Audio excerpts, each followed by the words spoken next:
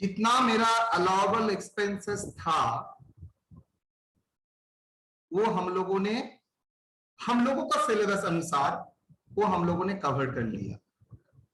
General expenses, interest on loan, bad debt, उसके साथ bad debt recovery का concept, bonus commission,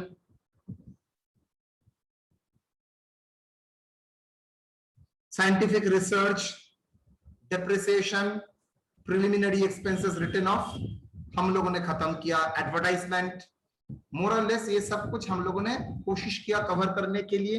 हाँ, provident fund का कंट्रीब्यूशन बाय एम्प्लॉयर और हम लोगों ने कवर भी किया। मुझे अब डिसअलाउड एक्सपेंसेस कैटेगरी में कुछ स्पेसिफिकली डिसअलाउड एक्सपेंसेस के बारे में बोलना है, जो स्पेसिफिकली डिसअलाउड है। इसमें एक के बारे में आप ऑलरेडी जान चुके हैं, उसको सिर्फ मुझे रिपीट करना है और कुछ नहीं। चलिए बाकी डिसअलाउंस बाय एक्सपेंसेस के बारे में हम लोग बात करेंगे। सिलेबस में देखेंगे तो 3 है, 40A2, 40A3, 43B। 40A2 मतलब any payment to the relatives unreasonable and excessive. क्या बोला? Any payment to the relatives जो अनरीजनेबल है और रीजनेबल नहीं है, एक्सेसिव है। मतलब मेरे घर में मेरा एक बिजनेस में मेरा बीबी बंगाली ऑनर्स का स्टूडेंट है, एम बंगाली में एमए। मैंने अकाउंटेंट का पोस्ट दे दिया है मेरे बीबी को, और वो भी ईयरली 10 लाख का दे ही सकता हूं, मेरा बीबी है। तो क्या लॉजिकली कितना होना चाहिए? लॉजिकली सर होना चाहिए था ईयरली 2-3 लाख। सर लॉजिकली तो होना ही नहीं चाहिए सर। तो 7 लाख आपका अनरीजनेबल एंड एक्सेसिव है। आपने आपको भाई को बिजनेस में चौकीदार का पोस्ट दिया है, चौकीदार जिंदगी में एक दिन भी नहीं आया, उसका तनख्वाह है मंथली 1 लाख रुपया, दैट इज अनरीजनेबल। क्लियर? तो any payment unreasonable and excessive, section क्या है? 40A2, याद रखना सेक्शन 40A एक साथ ब्रैकेट में 2, 40A2 payment for expenses to the relatives under section 40A2। चलिए आते हैं सर पेमेंट ऑफ, अच्छा वो बाद में आएंगे। Number 2, number 1 expenditure incurred for the goods or services, however payment is made for the relative which is unreasonable, the expenditure incurred for goods and services from relatives, however payment is made to the relative which is unreasonable and excessive with respect to the fair value of goods or services, dash देके is disallowed expenses कितना? to the extent of unreasonable and excessive। ठीक है, चलिए एक problem करते हैं, झमेला को खत्म करते हैं। Amit Sharma is a trader of salary 15,000 to wife. चलिए एक छात्र काम करते हैं। Solution,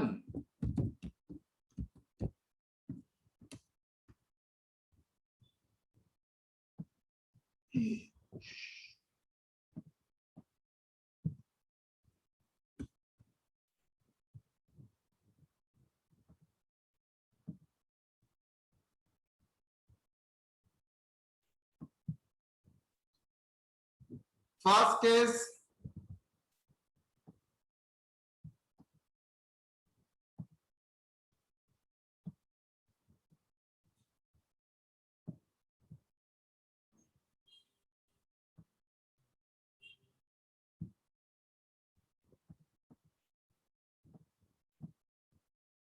amount allowable is allowed. Previous year 2020-21,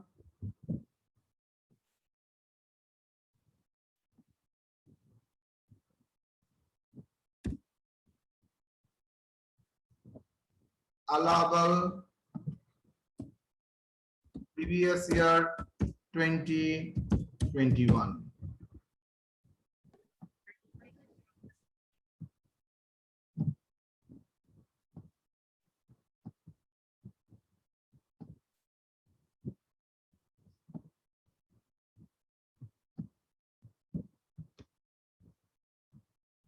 Done.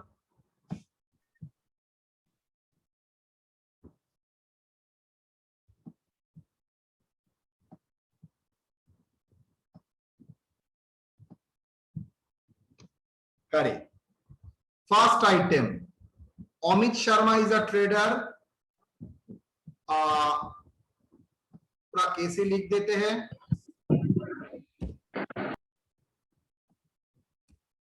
क्या होगा बोलिए? Amit Sharma is a trader. Salary 15,000 wife को दे रहा है.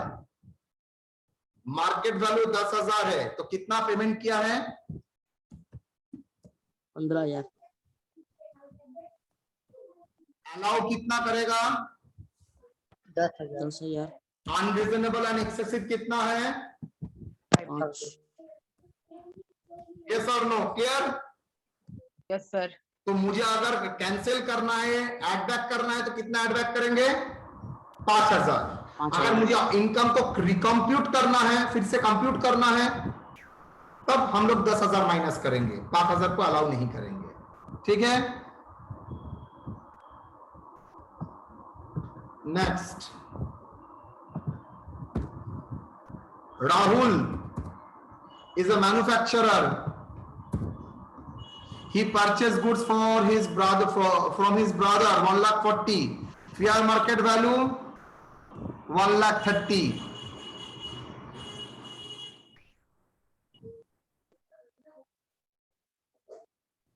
क्या होगा? 1,40,000. 1,40,000.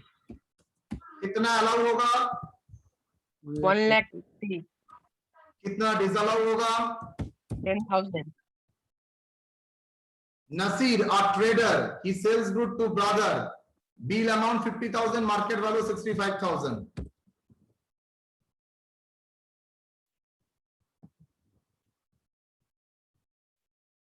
अच्छा, इसको काटो. Is not expenses.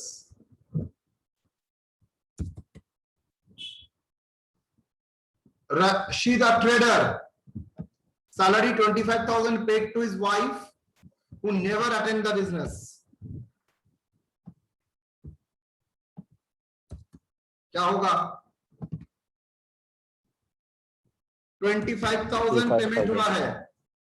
अलाउबल कितना? जिंदगी में एक दिन भी ऑफिस नहीं आया है. डिसअलाउ कितना?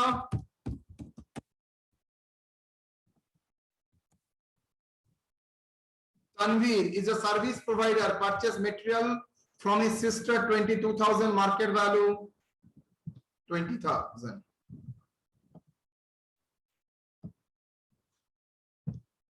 बोलो.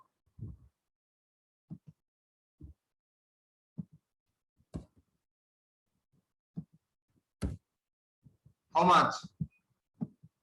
32,000. 20,000. 2,000. Clear or not? Yes Yes, sir. sir. I think no problem. Illustration करा देते हो तो सर कोई प्रॉब्लम नहीं रहता है.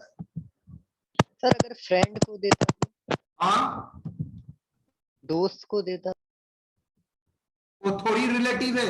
अच्छा सर, किसको समझूंगा रिलेटिव? एक चीज सिखा देता हूं. जो रिलेशन हिंदी में एक वर्ड से आप एक्सप्लेन कर सकते हैं, आई रिपीट, एक वर्ड से एक्सप्लेन कर सकते हैं रिलेशन, 2 शब्द का जरूरत नहीं होता है, दैट इज रिलेटिव.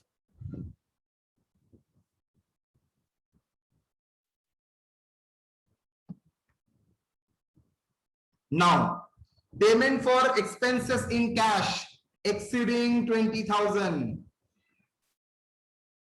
क्या बोल रहा है? Payment for expenses in cash rupees 20,000, 10,000. Payment for expenses in cash exceeding ₹10,000, 10,000 से ऊपर अगर कैश में देते हो तो पूरा ही डिसअलाउड एक्सपेंसेस है। तो क्या बोला है? The expenditure for purchase of goods taking services is disallowed if the following condition are satisfied. एक, the amount of expenditure exceeds 10,000, expenditure को ज्यादा होना चाहिए। Payment for expenditure in a day exceed 10,000, मतलब 10,000 का बिल, 20,000 का बिल है, आप 10 दिन में 2,000 2,000 2,000 2,000 करके दे रहे हैं, बस 4 दिन में 4,000 5,000 5,000 5,000 करके दे रहे हैं, किसी दिन में ही 10,000 से एक्सीड नहीं कर रहा है। 40,000 दे रहे हैं कैश में, कैसे? डे 1 में दिया 9, डे 2 में 9, डे 3 में 9, डे 4 में 9, डे 5 में 4,000। सर क्या डिसअलाउ होगा? एकदम नहीं, बिकॉज पेमेंट ऑफ एक्सपेंडिचर किसी एक दिन में 10,000 से ज्यादा नहीं हुआ है उसी बिल के लिए। Condition 3, payment is made in cash and bearer cheque. Cash और बेयरर चेक मतलब एक ही होता है, जो चेक में अकाउंट पे ही नहीं होता है उसको बेयरर चेक होता है। Other than bank, NEFT, RTGS, accounts पे ही चेक और ऑनलाइन ट्रांसफर, न्यू एडिशन।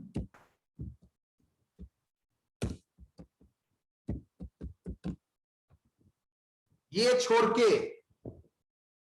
मतलब जहां आप ट्रस्ट नहीं कर सकते हो, ये छोड़ के, मतलब बाकी आपको कैश में पेमेंट और बेयरर चेक में पेमेंट मतलब एक ही है। तो पेमेंट होना चाहिए इन अ डे, 10,000 से ज्यादा नहीं होना चाहिए। फॉर द रेस्पेक्टिव बिल, इसका मतलब क्या होता है? मान लीजिए मैंने केतन से माल दिया है 30,000 रुपए का, लेकिन 3 बिल केतन ने मुझे इशू किया है, एक 9,000 और एक 9,000, 3 नहीं 4 बिल इशू किया है, एक 9,000, एक 9,000, दूसरा भी 9, चौथा भी 9। मैंने एक दिन में ही 36,000 पेमेंट कर दिया कैश में। क्या 40A3 अट्रैक्ट करेगा? मैं फिर से बोल रहा हूं, केतन से मैंने परचेस किया है और उसके लिए 4 बिल उसने केतन मुझे इशू किया है, 4 बिल्स। क्या मैं 4 बिल्स का पेमेंट एक दिन में कर सकता हूं इन कैश में? हाँ कर सकते हो, बिकॉज किसी बिल का अमाउंट 10,000 से ज्यादा नहीं है, तो कैश में दोगे भी हर बिल का कोई मतलब नहीं है। क्या बोलना चाह रहा है? मतलब एक बिल उसका जो अमाउंट ड्यू है वो 10,000 से ऊपर है और वो भी एक दिन में आप पेमेंट करना चाहते हो, मतलब उसका जो पेमेंट करना चाहता हो that is more than 10,000 in cash in a single day, तभी ये प्रोविजन अट्रैक्ट करेगा, अदरवाइज नो। क्लियर? तो कैश में गवर्नमेंट बोल रहा है कैश में नहीं करना है, लेकिन इस रूल का कुछ एक्सेप्शन है, किसी किसी जगह में इसका एक्सेप्शन दिया गया है, मतलब कैश में करोगे तब भी अलाउ है। Number 1, payment made to bank and government और लोकल अथॉरिटी, मतलब बैंक का इंटरेस्ट पेमेंट कर रहे हो वो भी कैश में दे रहे हो, कोई प्रॉब्लम नहीं है। कॉर्पोरेशन में टैक्स दे रहे हो वो भी कैश में दे रहे हो, कोई प्रॉब्लम नहीं है। Payment to cultivator in a village, agriculturist को कुछ माल खरीदना चाहते हो और वो भी कैश देके, payment to cultivator in village. Next, payment made to a person who resides in a village not connected with the bank, payment made to a person who resides in a village not connected with the bank. So payment made to a person who resides in a village not connected with the bank, ऐसा जगह किसी को दे रहे हो जो गांव में रहता है, लेकिन वहां उसका पेमेंट तुम अगर चेक में दोगे तो गांव में कोई बैंक नहीं है, वो असेसिंग, आप मुंह से बोलने से नहीं होगा, असेसिंग ऑफिसर को सेटिस्फाई कराना पड़ेगा कि देखिए भाई ये सिचुएशन है, तो हो सकता है कैश में। Payment to be made on a day on which bank are close due to holiday और स्ट्राइक, ऐसा दिन में आपका पेमेंट पड़ा है जिस दिन आपको पेमेंट करना ही पड़ेगा और अनफॉर्चुनेटली वो दिन हॉलीडे पड़ा और वो दिन स्ट्राइक हुआ, तो तब भी अलाउ हो सकता है। बार बार बोल रहा हूं, सब सिचुएशन में असेसिंग ऑफिसर को कॉन्फिडेंस में लेना पड़ेगा, अगर वो कॉन्फिडेंस नहीं है तो भाई आपको ये अलाउंस लेना बहुत मुश्किल हो जाएगा। Next, number 5, payment of the 2 bills in a single days exceeding 10,000. I repeat, payment of 2 bill payment कर रहे हो single day 10,000 in cash together, but none of the bill amount is more than 10,000, तब भी ये section attract नहीं करेगा, जो कुछ देर पहले ही मैंने आपको बताया. So payment for single bill, single day and amount exceeding rupees 10,000. क्या बोला है? Payment for single bill, single day and amount exceeding 10,000, तभी आपको disallow होगा. Otherwise, no question of disallowance. Clear or not? Clear or not, बेटा? Yes sir. Sir 5 number point एक बार और बोल दीजिए सर. अगर आप बैंक में कोई कैश जमा देते हो, बैंक का इंटरेस्ट लिया था, तो इंटरेस्ट अलाउबल एक्सपेंसेस, इसके लिए बैंक में चेक की जगह कैश जाके इंटरेस्ट जमा दे रहे हो, अलाउबल एक्सपेंसेस, इवन कैश में पेमेंट कर रहे हो, because you are paying to the bank. Government को आप कैश में जमा कर रहे हो, तब भी चलेगा.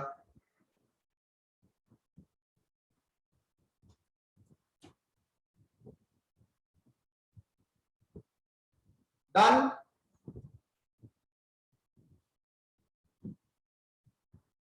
Any query? सर अगर जनरल डिडक्शन में जो एक्सपेंस था वो एक्सपेंस कवर होगा क्या इसमें? सब कुछ जितना एक्सपेंसेस कैटेगरी में आता है वो अगर कैश में देते हो 10,000 के ऊपर डिसअलाउ हो जाएगा. ये जो 3 सेक्शन दे रहा हूं, ये over and above all allowable expenses, सब अलाउबल एक्सपेंसेस के ऊपर ही एप्लीकेबल हो जाएगा. स्टेशनरी परचेस करना चाहते हो, परचेस करो ना, कोई प्रॉब्लम नहीं है, लेकिन कैश में दोगे और ये भी सिंगल डे में बिल में पकड़ जाओगे. एक सैलरी अलाउ, उस पर स्टेशनरी अलाउबल एक्सपेंसेस, लेकिन वो कैश में दे दिया इसलिए डिसअलाउ हो गया, 48(3) अट्रैक्ट कर लिया. आपने अनरीजनेबल एंड एक्सेसिव दिया, 48(2) अट्रैक्ट कर लिया.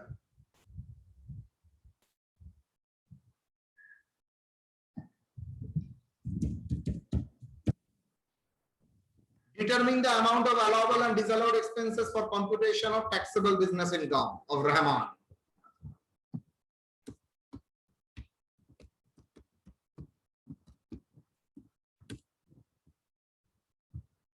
कॉलेज में जितना पैसा जमा दिया है ना इतना दिन, सुन, कान खोल के सुन, कॉलेज में जितना पैसा इतना दिन जमा दिया है, यस सर. ये खाता को सिर्फ रख देना, और हर जगह 2-3 घटिया इंसान मिलेगा ही मिलेगा जो ट्यूशन पढ़ने के लिए जाएगा. चुपचाप ट्यूशन पढ़ा, जितना पैसा कॉलेज में दे दिया है सिर्फ खाता देख के 2 साल पैसा उठा लेगा.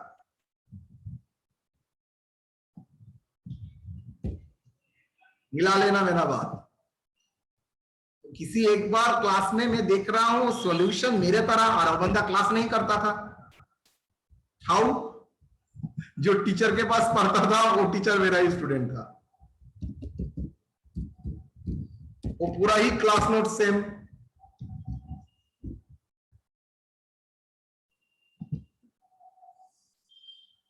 चलो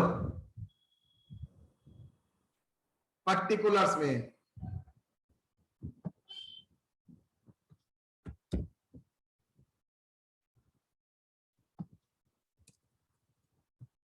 फर्स्ट ईयर का खाता है ना, बेच दिया है? है सर, सब बंडल करके. एकदम मत फेंकना.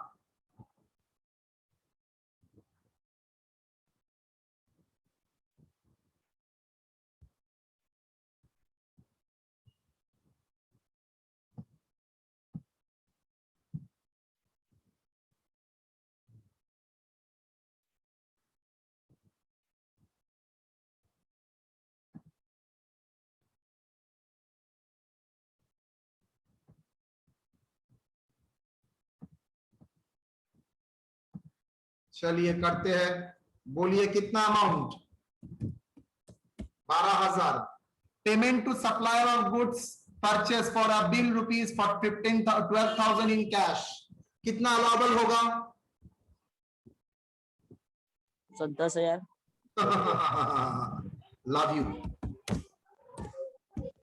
सर एक्सीड हो रहा है, कुछ नहीं. पूरा ही डिसअलाउ. कैश में दिया है तो डिसअलाउ हो जाए. मतलब परचेज तो अलाउबल एक्सपेंसेस है, लेकिन 12,000 को डिसअलाउ करना पड़ेगा बिकॉज कैश में दिया है. ठीक है, यस सर। दूसरा बोलो, payment to supplier raw material 12,000 in cash in 2 instalment 9,000 each over 2 days।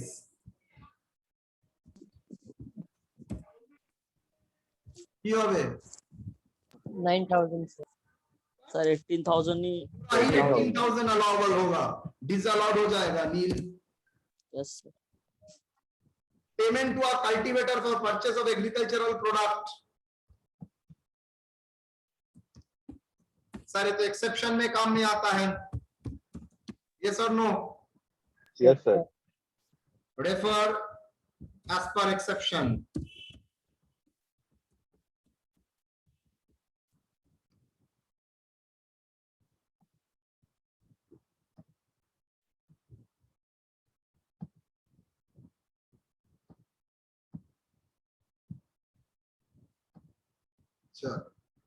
Next, payment of interest in cash to a bank ₹20,000,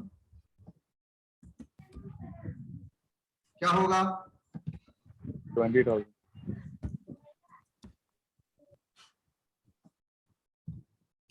कितना अलाउबल सर? 20,000 ही अलाउबल, यस और no? Yes, yes, sir.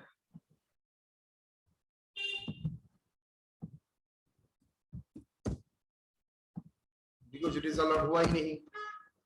Payment to supplier for 2 bill in cash ₹8,000 bill 1, ₹9,000 bill 2 in a single day.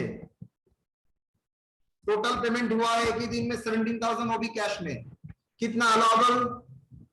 17। 17,000 allowable, because किसी bill का amount नहीं है। 10,000 से ऊपर। हाँ, payment to supplier 40,000 is in cash during the strike period। Assessing officer तो चिल्लाएगा आपने कैश में 40,000 क्यों दिया। आप समझाएंगे अगर उस दिन में पेमेंट नहीं करता, मेरा रॉ मटेरियल लोग दूसरे को दे देता, और चेक में क्यों नहीं पेमेंट किया? अगर चेक में पेमेंट करूंगा तो वो उस दिन ब्रेक नहीं कर सकेगा, बैंक स्ट्राइक चल रहा है। 40,000 allowable expenses।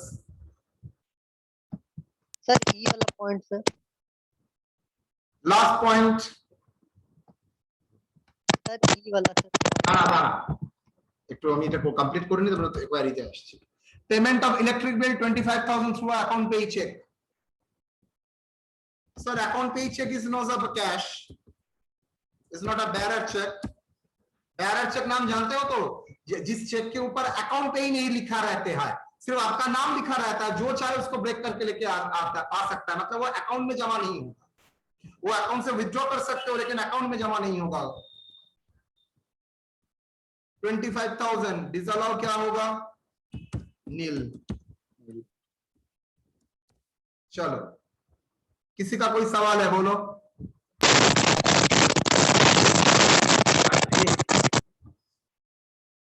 एनी?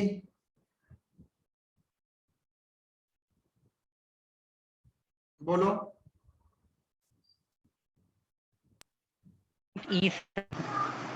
हाँ, लिखा हुआ दोनों कैश का पेमेंट सिंगल डे में हुआ है।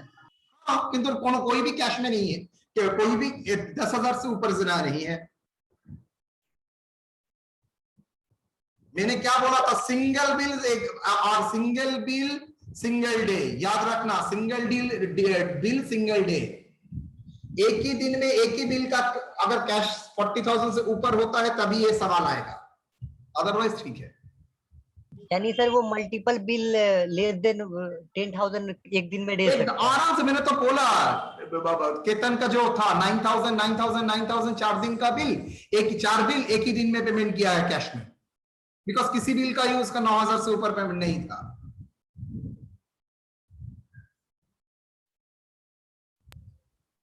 Done? Yes sir. Yes sir. चलिए, तो 48 to 48 हो गया।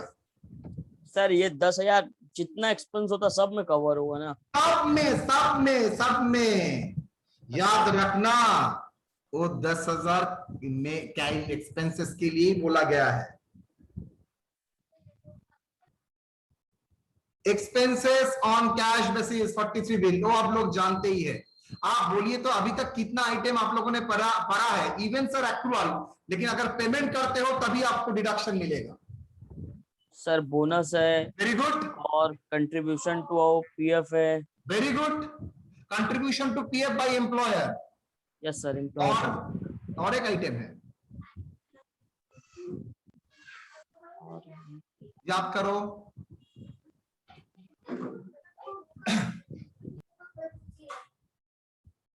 क्लासे কি করেছে?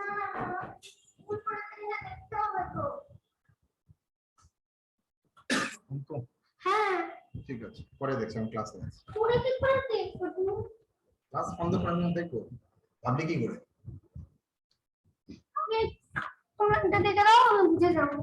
এখন আমি ক্লাস বলো।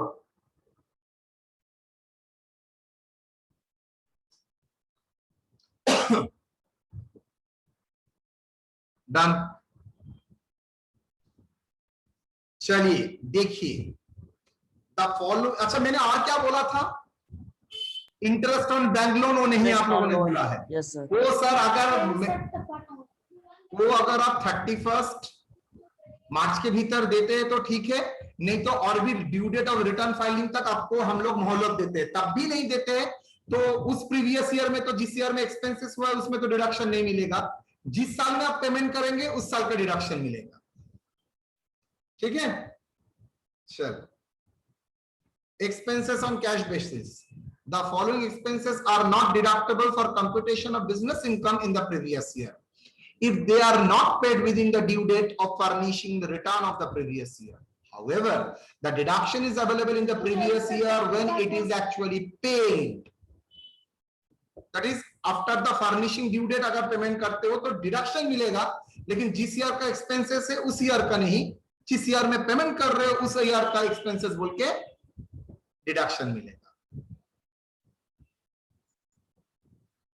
एनी अमाउंट ऑफ, क्या कौन कौन सा है?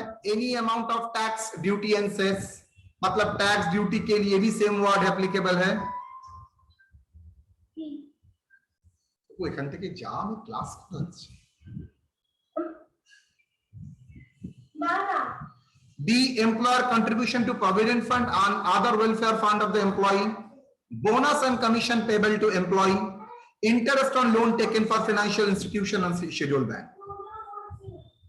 एक एग्जांपल दे दिया है, GST for the previous year 2020-21 is paid on 1/11/21. In this situation, no deduction is available for GST to the assessee in the previous year 2020-21 as GST is not paid within the due date of filing return. कौन सा due date of filing return? 21-21. However, the deduction available for the previous year 2021-22. Okay, ये already हम लोगों ने कर चुके हैं। इसका ये ब्रीफ ड्यू डेट और रिटर्न फाइलिंग आप लोगों का प्रीवियस ईयर के लिए 31 जुलाई 21, सितंबर 21। ऑडिट होता है तो एक, ऑडिट नहीं होता है तो दूसरा।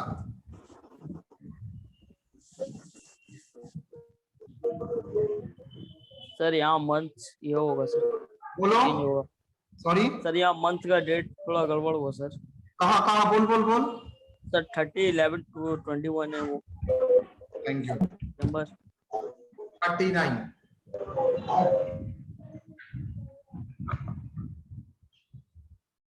ठीक है, यस सर। देख लो।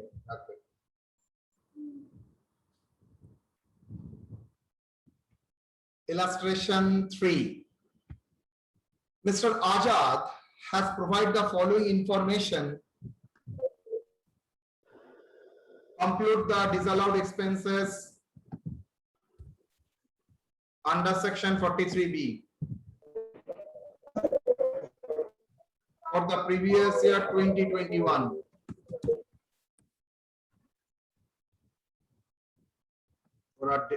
For the previous year 2021, payment कर रहा है 21, due date of return filing 2021 30 सितंबर 21। मैं चेंज कर देता हूं, फिगर आपके लिए थोड़ा गलत हो जाएगा।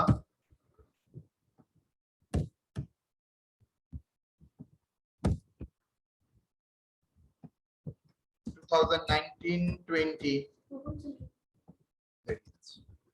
20, 21, 10,000 not paid.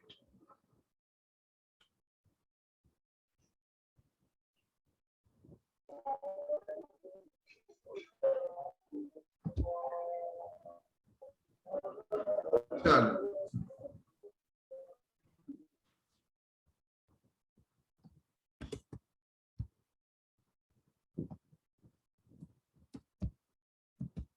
solution.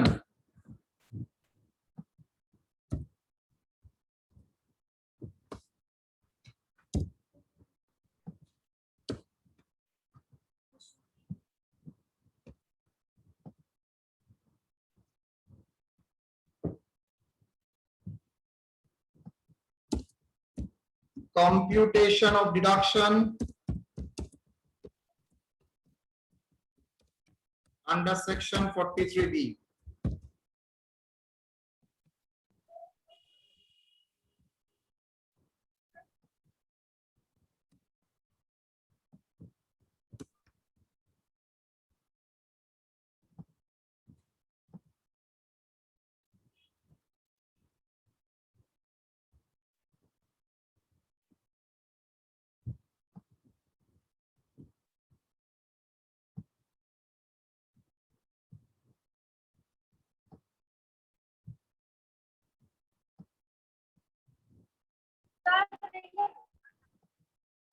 Amount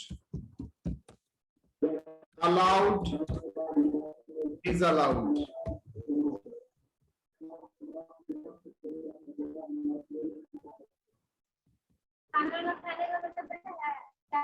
क्या क्या है?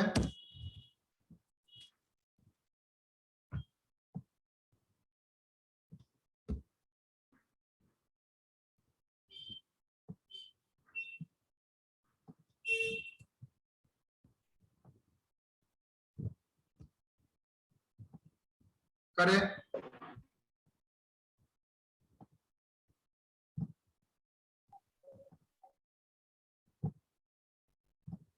इंटरेस्ट 2021 का अमाउंट था ₹5,000।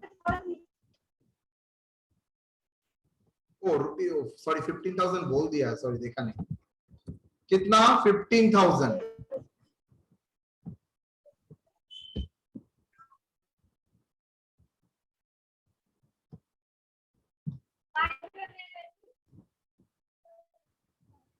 First 2, 3, 4 EF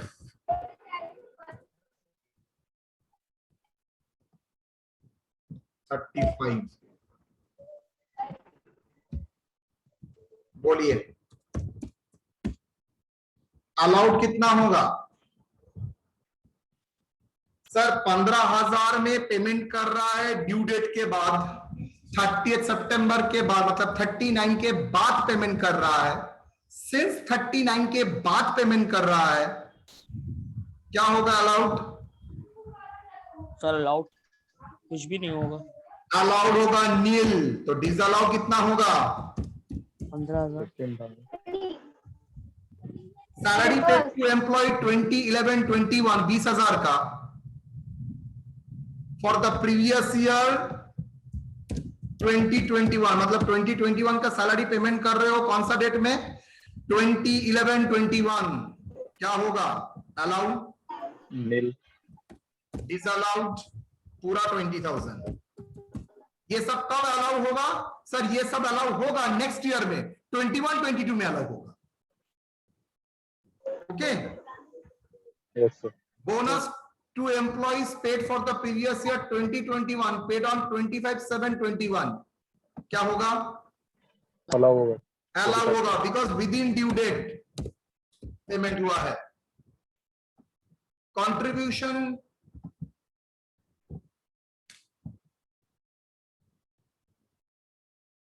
सर नील होगा लाओ। Contribution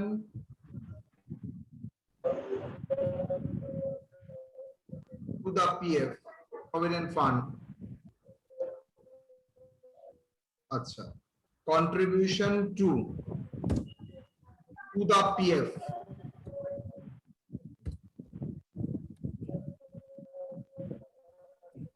to the provident fund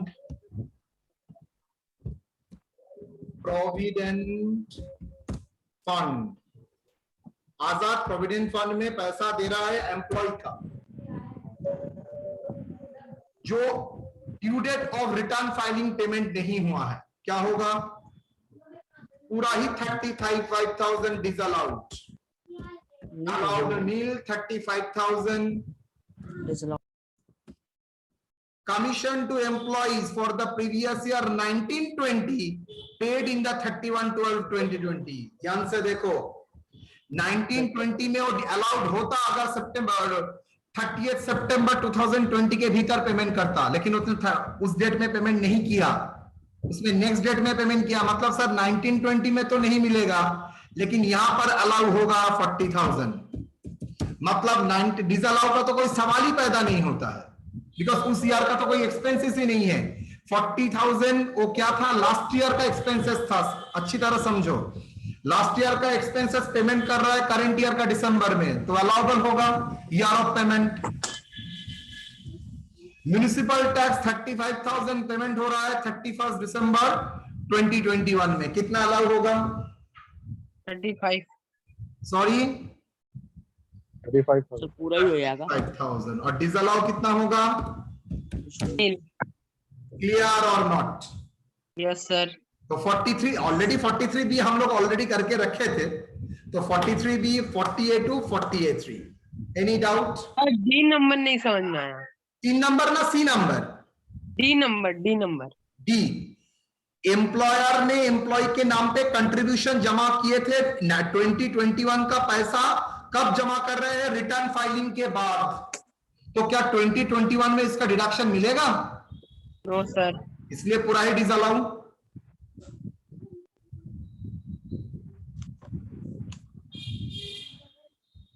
clear? Yes और नो? Yes sir. चलो, that is the last part जो मुझे कराना है, that is a notional profit and notional loss. इसका मैं सिर्फ बोल दूंगा, प्रॉब्लम अभी नहीं कराऊंगा। क्या नोशनल प्रॉफिट और नोशनल लॉस दो तरीके से आता है। एक क्लोजिंग स्टॉक का under valuation, over valuation. First situation, आपका क्लोजिंग स्टॉक है 20,000 रुपए, आप वैल्यू कर रहे हैं 30,000 रुपया, ऑटोमेटिकली आपका प्रॉफिट बढ़ जाएगा, तो नोशनल प्रॉफिट है। सिमिलरली उल्टा, क्लोजिंग स्टॉक का कॉस्ट है 20,000 रुपया, वैल्यू कर रहे हैं 15,000 रुपया, तो आपका प्रॉफिट आपने घटा के दिखाया है, तो ये भी नोशनल लॉस है। तो नोशनल प्रॉफिट नोशनल लॉस जो रियल नहीं है उसको एक्सक्लूड करना पड़ेगा। सिमिलरली ओपनिंग स्टॉक में आप बढ़ा के रखे, ओपनिंग स्टॉक बढ़ाना मतलब प्रॉफिट डिक्रीज हो जाएगा, ओपनिंग स्टॉक बढ़ाना मतलब डेबिट साइड बढ़ रहा है तो प्रॉफिट कम हो जाएगा। तो अगर 10,000 रुपए आपने बढ़ा दिया है तो उसको क्या करना पड़ेगा? इनकम टैक्स कंप्यूटेशन में उसको कैंसिल करना पड़ेगा, मतलब लेस करना पड़ेगा नोशनल प्रॉफिट। सॉरी, बढ़ा के रखा है मतलब नोशनल लॉस क्रिएट करके रखा है, तो इनकम टैक्स डिपार्टमेंट उसको कैंसिल करने के लिए उसको ऐड बैक करके बोलेगा notional loss disallowed. Similarly opening stock घटा के रखा है तो ऑटोमेटिकली प्रॉफिट बढ़ जाएगा, तो प्रॉफिट बढ़ जाएगा, उसको कैंसिल करने के लिए आपको नोशनल प्रॉफिट को लेस करना पड़ेगा। तो situation 1, over and under valuation of opening और closing stock. Treatment, ignore the effect of the under and over valuation while computing the taxable business income. मतलब टैक्सेबल बिजनेस इनकम जब करोगे तो under valuation over valuation को ignore करो पूरा। जितना under valuation over valuation हुआ है, अंडर वैल्यूएशन से अगर नोशनल प्रॉफिट क्रिएट हुआ है बार लॉस क्रिएट हुआ है तो उसको इग्नोर करो, प्रॉफिट हुआ है तो लेस करो, लॉस हुआ है तो एड बैक करो। क्लियर? ये first situation under valuation over valuation of stock से आता है। दूसरा situation withdrawal of goods recorded of sales, withdraw किया सेल्स बोल के रिकॉर्ड भी किया at higher than cost price और लोअर देन कॉस्ट प्राइस। मतलब आपने आपका गुड्स क्या किया, आपके बेटी के लिए 20,000 रुपए का गुड्स लेके गए हैं, जो उसका मार्केट कॉस्ट प्राइस है, मार्केट प्राइस कितना इंपॉर्टेंट नहीं है, कॉस्ट प्राइस है 16,000। तो आपने बिजनेस में जानबूझ के नोशनल प्रॉफिट पैदा किया, 16,000 का कॉस्ट और 20,000 में लेके गए हैं, तो 4,000 आपका नोशनल प्रॉफिट हुआ है तो कैंसिल करना पड़ेगा।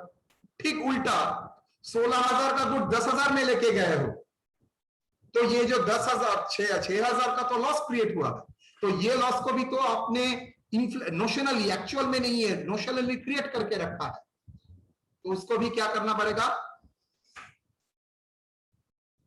लेस करना पड़ेगा, लेस करना पड़ेगा। ठीक है? So ignore the effect of overpricing and underpricing of goods while computing the taxable business income, that is over cost। माने दोनों केस में ही अमाउंट रिकॉर्डेड माइनस कॉस्ट। सो याद रखना, notional profit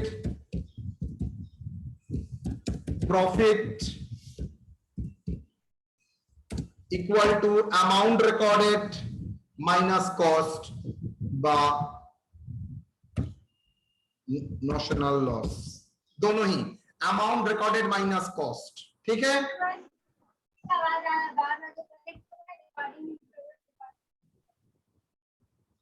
deduct notional profit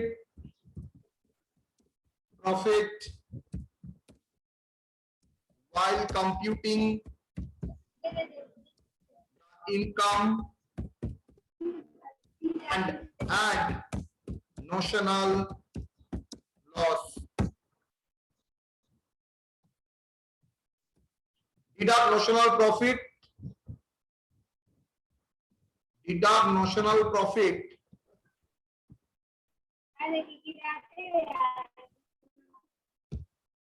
and add notional loss while computing the business income। Note,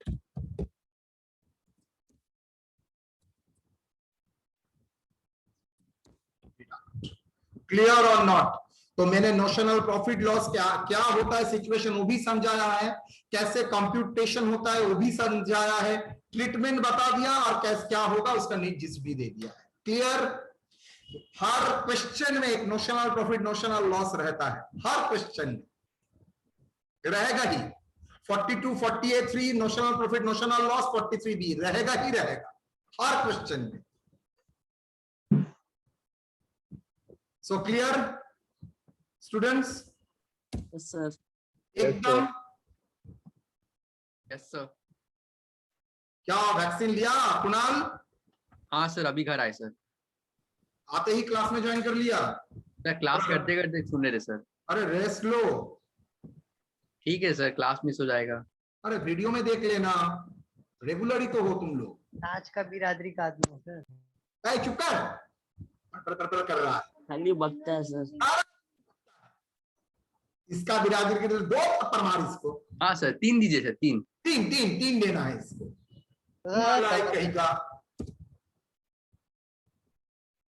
इसका बिरादरी का है बोल पागल सर। डन बेटा? तो मेरा एरिया समाप्त होता है इसके साथ, मतलब मुझे कुछ एडिशनल कराना नहीं पड़ेगा। अब जो हम लोग कराएंगे दैट इज सिंपली प्रॉब्लम्स। हम लोग 2 क्लास लेंगे और प्रॉब्लम्स करने के लिए, ठीक है? Full length problem. डन बेटा? Yes sir. करने के टाइम हम लोग बोलेंगे सर समझ में आ ही रहा है क्या हो रहा है, ऑलरेडी हम लोगों ने इतना इलस्ट्रेशन किया है तो प्रॉब्लम नहीं होना चाहिए। डन? Yes sir. चलो।